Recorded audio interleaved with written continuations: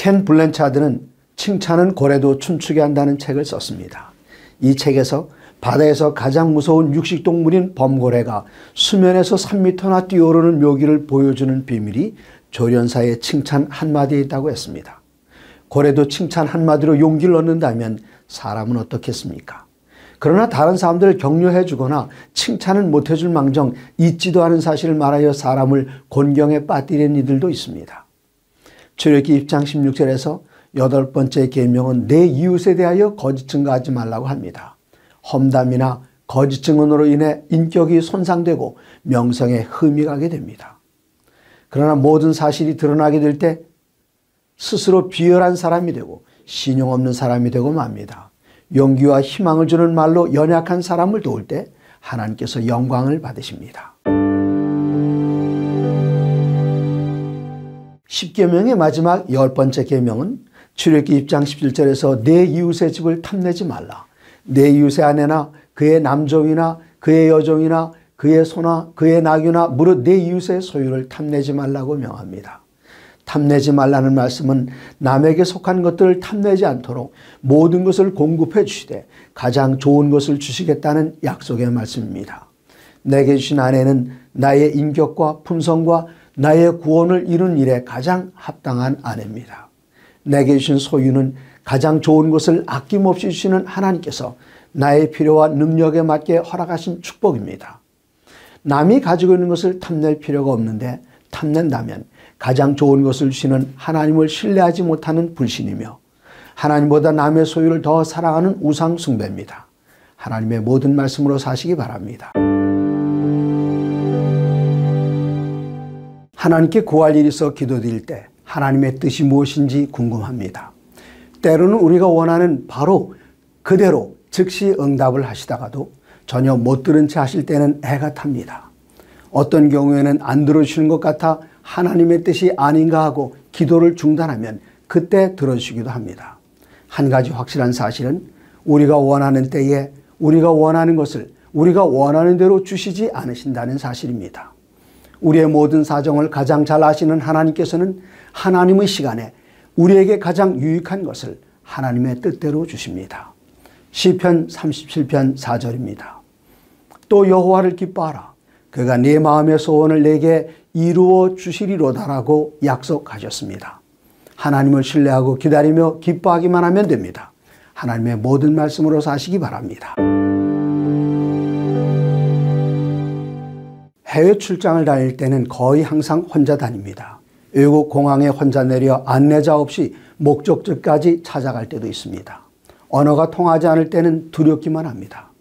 처음으로 단체 여행을 한 것은 앤드루스 신학대학원의 담스tit 교수님이 인솔하는 대쟁투 현장 투어였습니다. 여러 나라, 여러 도시, 성경의 예언이 성취되었던 낯선 현장들을 찾아다닐 때 아무런 두려움이 없었던 것은 좋은 인솔자 때문이었습니다. 출애굽기 6장 8절입니다. 내가 아브라함과 이삭과 야곱에게 주기로 맹세한 땅으로 너희를 인도하고 그 땅을 너희에게 주어 기업을 삼게 하리라. 여호와께서 우리를 인도하실 때 염려할 필요가 없습니다. 옆에서 발걸음을 인도하실 때 믿고 따라가기만 하면 어느덧 하늘 문까지 이르게 될 것입니다. 하나님의 모든 말씀으로 사시기 바랍니다. 사도 바울이 예수의 이름으로 귀신을 내쫓는 모습을 지켜보던 유대인들과 제사장 스게와의 아들 7명이 따라 해봤습니다. 바울이 귀신을 내쫓을 때는 순종하고 나가던 귀신들이 이들에게는 저항했습니다. 사도행전 19장 15절 16절입니다. 악귀가 대답하여 이르되 내가 예수도 알고 바울도 알거니와 너희는 누구냐 하며 악귀 들린 사람이 그들에게 뛰어올라 눌러 이기니 그들이 상하여 벗은 몸으로 그 집에서 도망하는지라. 바울은 귀신을 내쫓을 수 있었는데 스게와의 아들들은 못했을 뿐 아니라 공격을 당했습니다. 왜 그랬을까요? 바울은 성령이 충만했고 7명의 청년들에게는 성령께서 함께하지 않으셨기 때문입니다. 바울은 자기 자신을 하나님께 맡겼고 청년들은 자기 자신을 의지했기 때문입니다. 하나님의 모든 말씀으로 사시기 바랍니다. 어떤 부자가 100냥이 들어있는 전대를 잃어버렸습니다.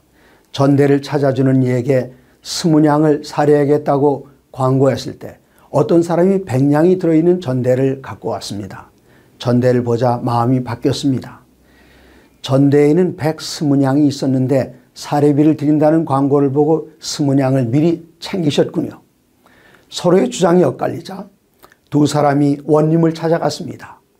상황을 판단한 현명한 원님은 너의 전대에는 120냥이 들어있었고 이 사람은 한 푼도 꺼내지 않았다고 하니 이 전대는 내 것이 아니다. 이 전대는 당분간 이곳에 맡겼다가 주인이 안 나타나면 습득자가 가져가고 너는 120냥이 들어있는 전대가 나타날 때까지 기다리라고 판결했습니다. 잠언 28장 25절입니다. 욕심이 많은 자는 다툼을 일으키나 여호와를 의지하는 자는 풍족하게 되느니라.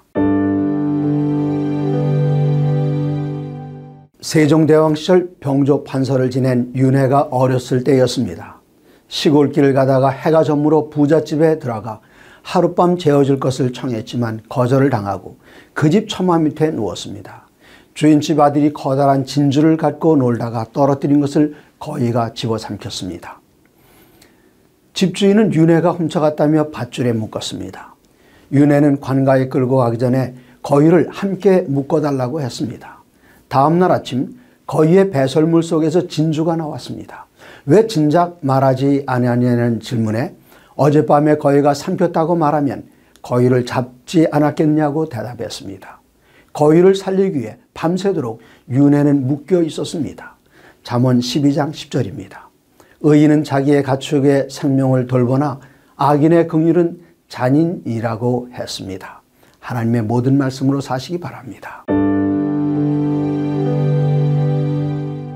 세상을 이처럼 사랑하사 독생자를 주신 하나님께서는 예수님께서 이 땅에 다시 오시기 전에 강력한 호소와 경고의 기별을 모든 사람들에게 전하고 계십니다. 그 호소와 경고의 기별을 세 천사의 기별이라고 하며 요한계시록 14장 6절부터 13절에 기록되어 있습니다. 계시록 14장 6절입니다. 또 보니 다른 천사가 공중에 날아가는데 땅에 거하는 자들 곧 모든 민족과 종족과 방언과 백성에게 전할 영원한 복음을 가졌더라. 가장 안타깝고 애틋한 심령으로 이 땅에 거주하는 모든 사람들을 구원하시기를 간절히 소원하시는 하나님께서 호소하시는 그 호소가 영원한 복음입니다. 영원한 복음은 예수님을 개인의 구주로 영접한 모든 사람들이 이 세상에 사는 모든 사람들에게 지체 없이 전해야 할 긴급한 기별입니다. 하나님의 모든 말씀으로 사시기 바랍니다. 전도와 선교는 같은 의미로 사용되기도 하지만 구별이 있습니다. 전도는 같은 언어와 문화와 정치권에 있는 사람들에게 복음을 전하는 것이며 선교는 언어나 문화가 다른 이들에게 혹은 정치적으로 국가의 경계를 넘어 전도하는 것입니다. 20세기 이전에는 서양의 백인 선교사들이 제3세계로 가서 복음을 전했습니다. 그러나 재림이 임박한 지금은 다양한 나라의 신자들이 여러 나라의 선교사로 갑니다. 경제적으로 소득이 낮은 나라에서 소득이 높은 나라로 제3세계에서 선진국으로 선교사들이 파송됩니다. 계시록 14장 6절에 땅에 거주하는 자들 곧 모든 민족과 종족과 방언과 백성에게 전할 영원한 복음을 가졌다고 하셨습니다. 우리도 선교사가 되어 다른 나라에 가서 복음을 전할 수 있습니다. 하나님의 모든 말씀으로 사시기 바랍니다. 예수께서는 승천하시기 바로 직전에 또 이르시되 너희는 온 천하에 다니며 만민에게 복음을 전파하라고 하셨습니다. 마가복음 16장 15절이었습니다. 하나님을 사랑하며 예수께서 위하여 돌아가신 영혼들을 사랑하는 마음을 가진 모든 사람에게 주신 명령입니다. 선교에는 영어로 go or send, 한국어로는 가든지 혹은 보내든지라는 말이 있습니다. 평생에 한 번은 선교에 직접 동참할 계획을 세우시고 준비하시기 바랍니다.